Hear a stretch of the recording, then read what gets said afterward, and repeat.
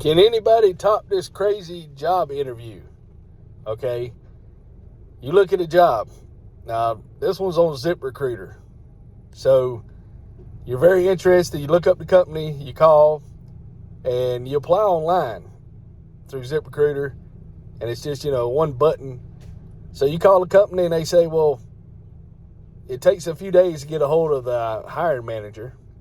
So, you finally get a hold of them. And then he says, well, go ahead and send the resume in for the job you want. You wanted to do like a dispatcher. So you would have had to work 6 days, 4 hours on Saturdays. So you go up to they call you in for an interview. So you go up to interview thinking you're interviewing for a dispatcher. And they have one manager that's over technicians. They have a lady that does something, and then you have the other hiring manager. So you got three of them, and they say, well, tell me about yourself. So you tell them, and then they say, well, they start telling you different aspects of the business, like climbing ladders.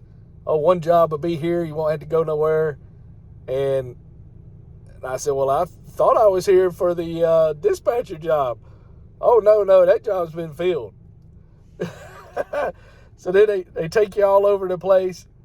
They show you the lab where you're going to be working on stuff, and then a warehouse, and, they want to know, well, what do you think would be a livable wage? And you said, you wanted 30, but they're thinking like $30 an hour. You said, well, like 30,000. And then you think about it, shoot, all that stuff you got to do. You got to enter stuff in the computer. You got to order supplies. You got to receive shipments. You got to put together big old projects they're going to do because they do all industrial. So I sent them an email telling them I wanted 20. You got to clean all electronics and try to, I guess it's ethical. You got to put all the electronics together as a kit and send it back, say, for repair if it don't work. All the broken parts, as long as it matches up, and put it there and send it for repair. And then they'll send you a new one with all good pieces.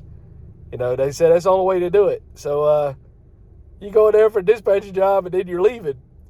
And you got any questions, and they're probably going to go with somebody cheaper, or they had a part-time person doing it, but they needed it full-time.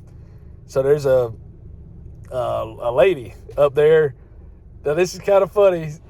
So if you don't like funny stuff, scroll away. But there's a lady at the front. She said, oh, yeah, that's our new dispatcher. And said, she's prettier than you are. And I laughed. And I said, a guy told me at my work I was wearing shorts. They told me not to wear shorts 3 inches above the knees. Don't wear no short shorts like they did in Reno 911, I think. It was like a little comedy police show. The guy wore real short shorts. And you said you might get a lot of people whistling at you. So I told the other guy that. He said he was wearing shorts since the second day he worked here. He'd been here about a month. And he said the guys, he said, you ain't got to worry about nobody whistling at you.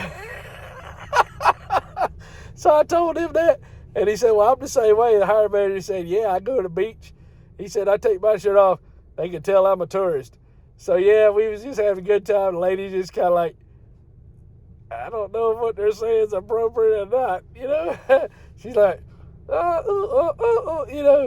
kind of doing the violin with grinding her teeth, kind of like, oh, okay. But, she laughed, so I guess it's okay. But, at least they know I can cut up, take a joke, or tell a joke. But, yeah. That's funny, man. That's the craziest job interview ever. So, I don't know if anything tops that so far. They call you in. Yeah, come on in. Well, the job you was looking for, we don't want, but we need somebody else or something else, We need people, but we're not going to offer you what you wanted to come in here for. Is that something you want to do?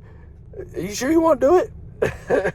So, yeah, I sent them a $5 an hour increase per hour salary requirement, so they probably won't call me back because, You know, they said you don't get a raise for like a year, and insurance now is terrible. It ain't like it used to be.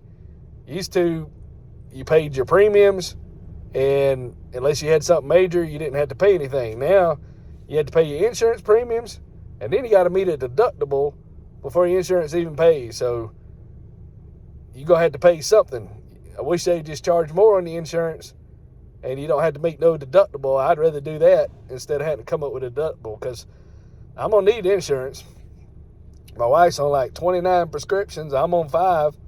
But if I keep working, I think I can get down to, maybe I can get off some of it, you know, depending on what doctor says. I'm not a doctor. I don't want to push bad stuff. So, you know, always follow your doctor, because they went to school for it, you know, but you got to take care of yourself. So, you know, if you eat sugar or a candy bar and it makes sugar up, then, you know, you got to not eat the candy bar. So you got to do your part. The doctor don't do so much, but you got to do your part too. So that's probably not bad advice. But yeah, take care. And thank y'all for watching. Don't forget to subscribe. Y'all have a good one.